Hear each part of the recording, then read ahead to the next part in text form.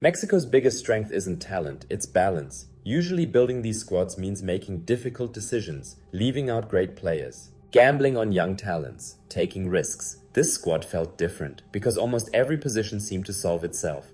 Not because Mexico suddenly have world-class players everywhere, but because every decision simply made sense.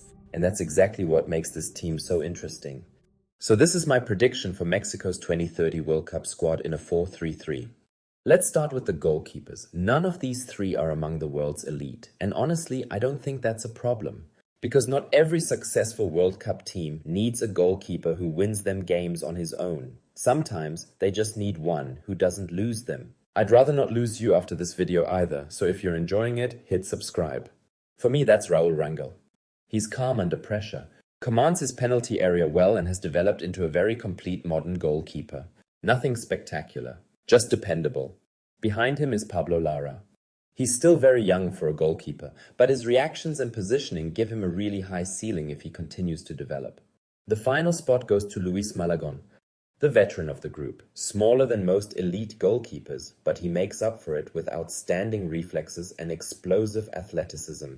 And that's exactly what I mean by balance. None of these goalkeepers makes me think Mexico will win the World Cup, but none of them makes me think they'll lose it because of their goalkeeper either. Now the defense. And unlike Brazil, I actually managed to fill every defensive squad spot this time. Turns out balance makes predictions a little easier. At right back, I went with Julian Araujo. Fast, aggressive, always looking to get forward. Exactly the kind of modern fullback this system needs. He gives Mexico width without sacrificing defensive stability. Behind him is Rodrigo Huescas. A very similar profile. Another attacking fullback with excellent pace and the confidence to push high up the pitch. Whoever starts, Mexico won't need to change the way they play. In central defense, I start Victor Guzman alongside Jesus Orozco Chiquete. Neither of them is a global superstar, and honestly, that's exactly the point. Together, they simply make sense. Guzman brings the physicality.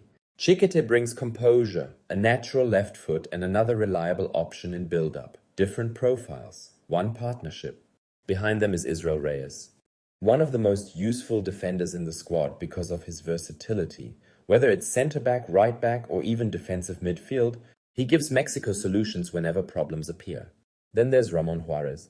He's probably not the player fans will talk about after the tournament, but he's exactly the kind of defender coaches love having. Strong, disciplined and experienced enough to step in whenever he's needed. The final defensive spot goes to Jesus Alcántar. Naturally a centre-back, but versatile enough to cover several positions across the back line. Exactly the kind of player you barely notice until you suddenly need him. At left back, I've gone with Mateo Chavez, one of the younger starters in this squad. His pace and willingness to attack make him one of Mexico's most exciting defensive prospects heading towards 2030. Behind him is Omar Campos, another energetic fullback who keeps the level high whenever rotation becomes necessary. And that's exactly what stood out to me while building this defense. There isn't a single player here that made me think, wow. But there also isn't one that made me think, this could become a problem. Every role is covered, every profile complements another. And over the course of a World Cup, that might be more valuable than having one world-class defender surrounded by question marks. Speaking of question marks, try leaving 3 of them in the comments. Apparently the algorithm likes that. No idea if it's true, but let's find out together. Now let's move into my favorite part of this squad, the midfield, because if Mexico's biggest strength is balance, this is where you see it better than anywhere else. Everything starts with Elias Montiel. For me, he'll become one of Mexico's most important players over the next decade. He's intelligent, constantly available for the ball, and dictates the tempo with remarkable composure. He isn't the kind of midfielder who forces the game. He lets the game come to him.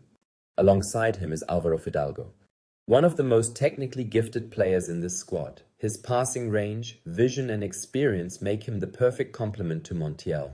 One dictates the rhythm, the other speeds it up. Completing the trio is Marcel Ruiz. I think he's one of the most underrated players in this entire squad. He connects everything: defense, midfield, attack. He probably won't grab many headlines, but he might quietly become one of Mexico's most important players. Behind them, Mexico have 4 completely different options. Eric Sanchez brings energy and intensity. Fidel Ambriz adds physicality and defensive stability.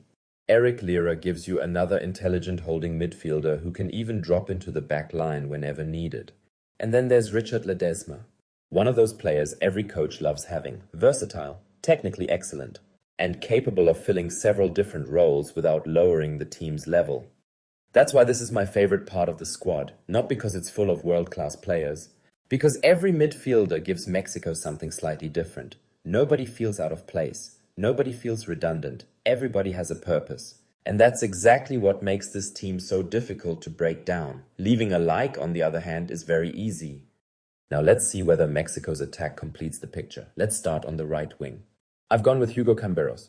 Quick, fearless, and always looking to take defenders on. Exactly the kind of direct winger Mexico has been searching for over the last few years. Behind him is Efrain Alvarez. A completely different profile, less explosive, but more creative. The kind of player who can change a game with one pass instead of one sprint. Now let's talk about the player I'm most excited about. Gilberto Mora. If Mexico produce one genuine world-class player from this generation, my money is on him. His technique, his composure, his decision-making. Everything about his game suggests he could become the face of Mexican football over the next decade. But honestly, my favorite part isn't how good he could become. It's that he doesn't have to carry this team. He's surrounded by experienced players, reliable players, players who already know exactly what their role is. That allows Mora to do what young superstars should be doing, playing football, creating chances, taking risks, and deciding games when the moment arrives. Behind him is Diego Lainez, still a fantastic option from the bench. His pace, dribbling, and experience can completely change the rhythm of a game against tired defenders. The final attacking spot goes to Xavier Biscay-Zacu.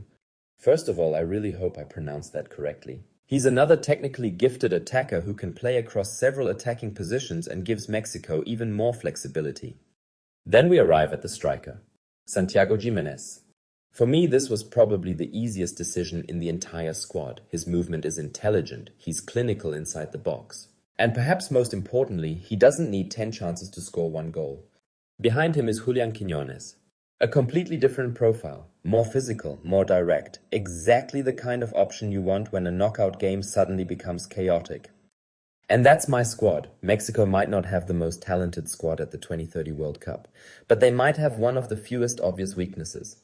For me, the round of 16 should be the minimum expectation. After that, anything depends on the draw. But what do you think? Who did I leave out? And how far can Mexico realistically go?